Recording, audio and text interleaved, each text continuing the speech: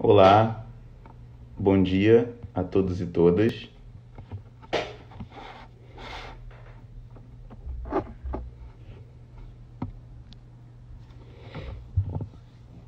Bom dia.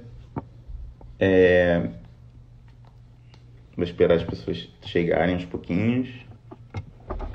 Como vocês vêm acompanhando, né? Há algum tempo eu venho conversando com vocês sobre a questão da saúde nesse contexto que nós estamos vivendo, né? E sobre vários aspectos do campo da saúde, no contexto que estamos vivendo, da pandemia da Covid-19. Já conversamos sobre temas como saúde indígena, já conversamos sobre a questão da saúde do idoso, já conversamos sobre o vírus, né? E hoje a nossa convidada é psicóloga e doutoranda em formação em comunicação e saúde, Patrícia Barcelos, que vai conversar com a gente sobre a questão do sofrimento psíquico por que estão passando os trabalhadores de saúde nesse contexto.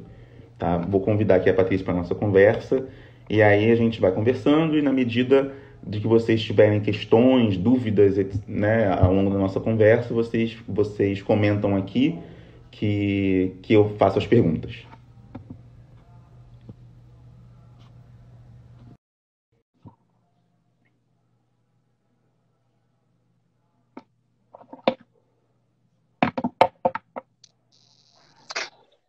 Olá, Olá, tudo bem? agora te escuto bem. Está me escutando bem? Ah, que bom. Está todo mundo me ouvindo? Só para fazer um teste. Está todo mundo me ouvindo bem? Me ouvindo a Patrícia? Tá me ouvindo bem? Eu tô, Estão mas ouvindo bem? só queria que alguém falasse aqui. Acho que ainda. Tá, qualquer É. problema. Acho que ainda. Não sei se espero que esteja. Ó, Sim, teve um joinha. Pronto. obrigado. Bom, então, Patrícia, eu gostaria. A primeira coisa, eu queria que você falasse um pouco, antes da gente começar. Eu tô com eco. Deixa eu ver se diminui o volume e melhora. Vê se melhora agora o eco. Tá bom. Para mim Gente, tá bom. muito obrigado. Acho que isso é novo para todo mundo, né? A questão do uso dessas plataformas que a gente tá fazendo. Vê se ficou melhor, Leila. Obrigado, Andréia. Eu diminuí aqui o volume para não ter rebatimento ou eco da sua voz aqui, tá? Bom, obrigado, gente. Então, eu gostaria que você falasse um pouco da sua trajetória, né, acadêmica e também como profissional de saúde. Falasse um pouquinho para a gente da sua formação, enfim, e como que foi o seu caminho, né, de pesquisa e formação. Bom, primeiro também queria agradecer, né, você, o pessoal do Memorial da Eletricidade, pela oportunidade de estar aqui conversando hoje.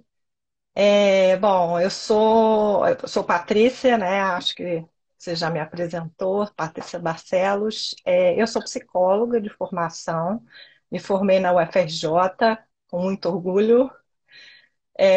Também lá fiz o meu mestrado em psicossociologia, no ECOS, né? O Programa de Ecologia Social e Psicossociologia de Comunidades. E aí também tenho formação em saúde mental infantil. Eu fiz residência na época que ainda não era multiprofissional no Pinel. E depois eu fui morar em Teresópolis, fiquei lá por mais de 10 anos, trabalhando basicamente com educação complementar. Trabalhei numa organização não governamental, como psicóloga assistente, e depois trabalhei com formação para o ensino superior, como psicóloga do ensino superior, atendia os estudantes e os profissionais de saúde, os profissionais que trabalhavam, né, os professores e as pessoas que trabalhavam na instituição, e também depois comecei a dar aula, né, no curso de medicina e no curso de extensão lá no Unifeso, lá em Teresópolis. Então, tem também, né, trabalhei com clínica, É essa a minha experiência. E aí, quer dizer, há uns 5 anos eu voltei para o Rio e aí fui fazer meu doutorado. Primeiro fiz a especialização em comunicação e saúde, né? Lá no PPGIX, lá no ICICT da Fiocruz. E depois comecei a fazer o doutorado, trabalhando com a comunicação institucional, na atenção primária. Então, que inclui também a comunicação entre os profissionais, né, entre o profissional e o usuário, e a comunicação entre os serviços. Então, assim, eu quero ter esse olhar mais cultural, né, para as interações comunicacionais que ocorrem dentro de uma instituição de atenção primária. Muito bacana. E fica bem evidente na sua trajetória, primeiro, essa relação com educação e formação, né? E agora incluindo mais as questões da comunicação nesse processo. A gente está vivendo um contexto de muito estresse, né? Acho que estresse, ansiedade, talvez sejam palavras que possam resumir um pouco o que a gente está vivendo, né? Enfim, as notícias, notificações, né? Em relação ao número de mortes, etc., né? E a própria quarentena, a necessidade dela nesse momento. Para nós é uma sensação de muito estresse, de ansiedade e até mesmo de vulnerabilidade. Como você vem observando, né, a saúde mental dos profissionais de saúde nesse momento? Bom, você falou já aí, né, que esse contexto é um contexto de crise inédita, né? Então é uma coisa que a gente está vivendo aí realmente com muita instabilidade psíquica de um modo geral, mas os debates de saúde mental e trabalho em saúde têm pontuado um pouco que essa instabilidade para o profissional ainda é mais ainda é maior, né? Porque ele é o cuidador, ele está nesse lugar de cuidar do outro e muitas vezes ele tem uma instabilidade maior do que aquele outro de quem ele está cuidando, né? Porque, bom, esses profissionais que trabalham na atenção primária, na UTI, quem está na linha de frente principalmente, né, tem essa vulnerabilidade maior. E aí a gente diz que eles não tiveram esse tempo de criar os mecanismos de segurança, de confiança, de autocuidado, que seriam necessários, né, e que, na verdade, a gente não tem lastro na cultura de dar condições, né? Essas condições, já não temos esse lastro de dar essas condições, mas ainda nessa situação que todos fomos meio que pegos de surpresa. Então, realmente, para os profissionais de saúde que estão na linha de frente, a gente tem assim visto, né, já ouvido que eles estão passando por situações muito difíceis. E tem uma questão também que a gente vem observando em muitas reportagens, né, de vários telejornais, especialmente, que é a questão dos riscos que os profissionais de saúde estão passando. Quais são os principais riscos que o profissional da saúde está enfrentando neste contexto, né? Já havia um conjunto de outros riscos, né, Exatamente. anteriormente, e que agora, de alguma maneira, se colocam outros ou se agravam aqueles que já existiam. Quais são os principais que você vem identificando? Exatamente. Os profissionais de saúde estão adoecendo e morrendo, né? Esse é o fato.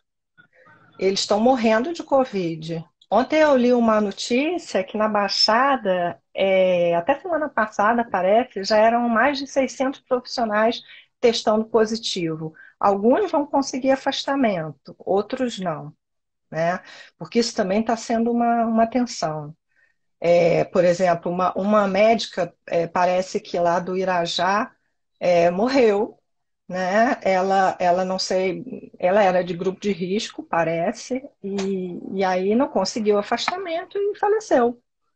né? Então, essas coisas, a gente tem tido muita notícia disso, né? Pelo menos eu acho que isso é uma coisa importante, que isso está sendo realmente visibilizado, né? O pessoal lá de Belém, os agentes comunitários de saúde, sem material, e aí ganhando na justiça, que o seu material chegue, né? Não está chegando a tempo.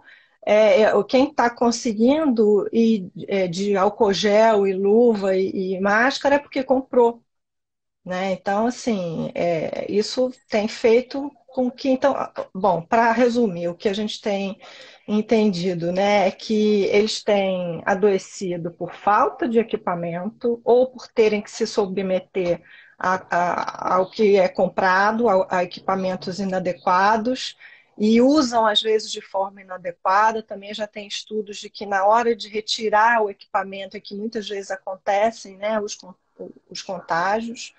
E eles não têm, então, tido informação suficiente sobre essa rotina, né, de higiene, de tirar o material, de descartar os equipamentos também. E eles têm trabalhado uma carga horária maior, muito maior do que é o normal deles, né, e com pouca negociação. Então, assim, saem às vezes dos plantões tarde da noite, estão submetidos aí a condições bem precárias, né? De segurança de todo jeito, né? De todo o gênero, de insegurança de todo gênero. Uhum. No Brasil, especialmente no âmbito, né, do SUS, a gente vem observando um processo muito acelerado de precarização das relações de trabalho e das condições de trabalho, especialmente para os profissionais de saúde. Como é que você vem observando isso no contexto da Covid-19? Como que isso também impacta na saúde psíquica dos trabalhadores? Pois é, eu acho assim que a gente não pode discutir a questão da saúde psíquica sem ressaltar esse contexto já de muito tempo, né, como você está falando, não só do Brasil, do mundo todo, né, que é claro que aqui a gente acaba tendo nossas especificidades, mas a gente já vê essa questão da precarização, do que a gente chama de precarização, né? Porque alguns chamam de flexibilização das relações de trabalho.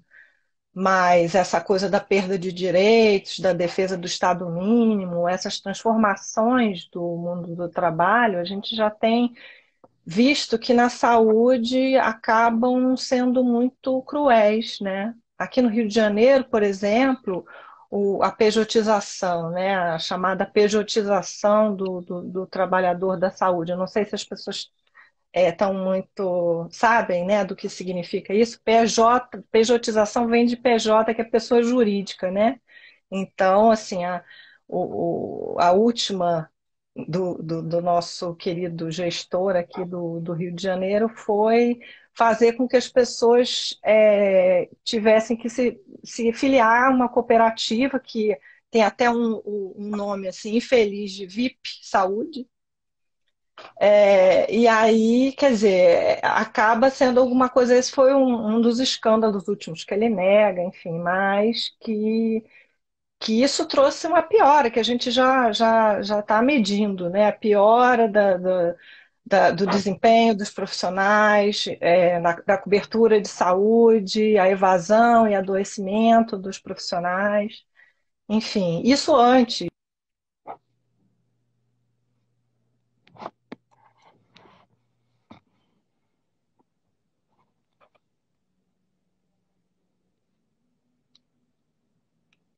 do esgotamento, né?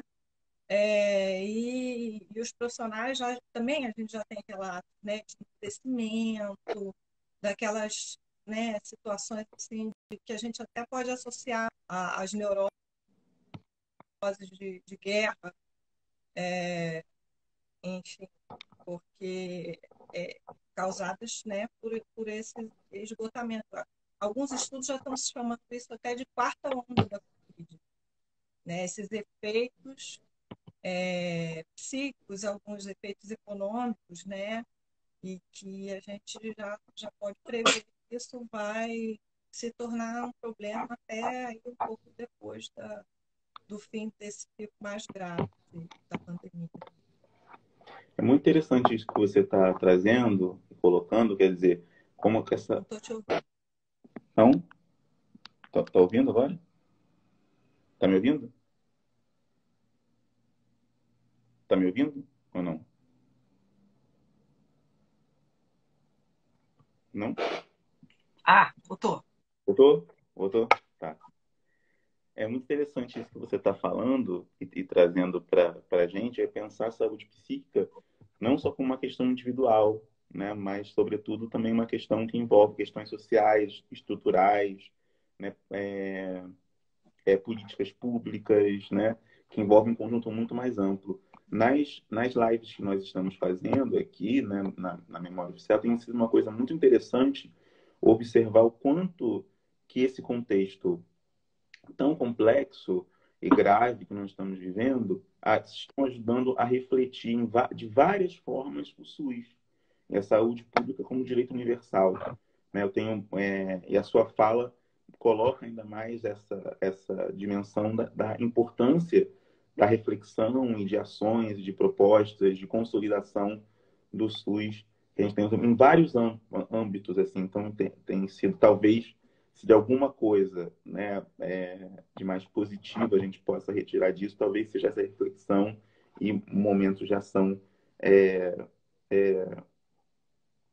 futuras, né? Mas você observa, em relação especificamente à saúde mental, você observa de alguma maneira, tem tido, nesse contexto de tanta precarização, tem tido algum cuidado, alguma forma de cuidado por parte das instituições com a saúde mental dos seus profissionais? Bom, é, a gente até, em algumas circunstâncias, até pode sugerir, né, essa coisa do acompanhamento psicológico, do cuidado, né? Mas, assim, você pode até achar estranho uma psicóloga falar isso. Eu acho que a gente está aqui realmente enfatizando a saúde mental como um outro olhar, né? Não como esse olhar de substituir o cuidado, o olhar para as outras condições que são também determinantes na saúde mental. Então, assim, eu acho que oferecer escuta terapêutica, pedir para o profissional respirar, eu tenho ouvido algumas coisas Uhum. assim desse gênero, né? E até li outro dia vi uma cartilha do pessoal da UF, Sim. da saúde mental da UF, até legal, assim, que falava algumas coisas disso, de que o profissional tem que parar e, em vez de comer em pé, comer, né, sentado, sentar, tentar respirar, e aí pensar no que está movendo ele, nas coisas boas, né? Enfim, meditar. Eu acho que eles não usam o termo meditar, mas tem uma hora lá que tem uma bonequinha sentadinha, assim, com aquela perninha assim, tá? Mas, enfim, aí eu mandei essa cartilha para uma amiga que trabalha na alta complexidade, aí perguntei o que ela achava. Ela falou assim: eu queria ver, me ensina como é que a gente respira com essa máscara. Como é que a gente consegue respirar direito com esse negócio? Sabe, eu preferia que realmente, em vez de parar e respirar, poder sair mais cedo, poder ter negociado um pouco o plantão, os horários de plantão, trocar o plantão de uma maneira um pouco mais flexível, sabe? Então, por isso é que eu quis aqui enfatizar essa coisa, né? De que a gente, é claro, tem que ter o espaço de escuta, até para isso, né? E muitas vezes para se articular, para mobilizar, né? Articulações a partir dessas questões que a gente pode promover através da escuta também. Isso que você está falando Então, é muito importante, assim, essa questão da escuta, ainda mais num momento de crise, né, que a gente tá vivendo, que são profissionais essenciais, né, e fundamentais para esse momento, né, que a gente está vivendo, mas ao mesmo tempo eles colocar quer dizer, fazer terapia agora, nesse momento, também tira da linha de frente. É uma questão muito delicada, mas a escuta é fundamental como um modo também de construção e na longa duração como você está colocando, né, numa duração um pouco mais longa, né, nessa quarta onda, nesse movimento do depois disso, porque uma das coisas interessantes que você deixou de maneira implícita é que os profissionais também têm família, né? E isso também gera algum tipo de ansiedade. Como que é voltar para casa, né? Como que é também é, voltar para casa, mas poder estar levando poder estar contaminando as pessoas de casa. Quer dizer, tem Esse é o questões. isolamento deles, né? Na verdade, que é diferente do nosso, né? A gente tem que se isolar, ficar em casa, e muitas vezes tem a oportunidade de ficar junto da família. Agora, eles não, né? O isolamento para eles é proteger a família. E outra coisa que também tem sido pauta de reivindicação, né? Porque muitas vezes as instituições não oferecem um lugar, né? É legal quando há essa oferta de alojamento, em vez de ser uma coisa que cada um procure a sua forma de se isolar, né? Mas algumas instituições têm oferecido, né, locais para os profissionais ficarem, enfim, isso é importante. Agora, é claro que vai trazer sofrimento, né? Claro que isso vai trazer angústia.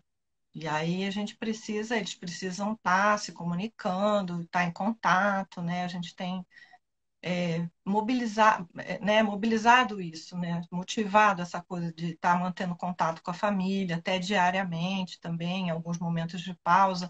Mas é isso, não pode ser receita de bolo, né? Tem que ser alguma Uhum. coisa que cada um possa saber um pouco o que acalma, o que faz se sentir um pouco mais confortável.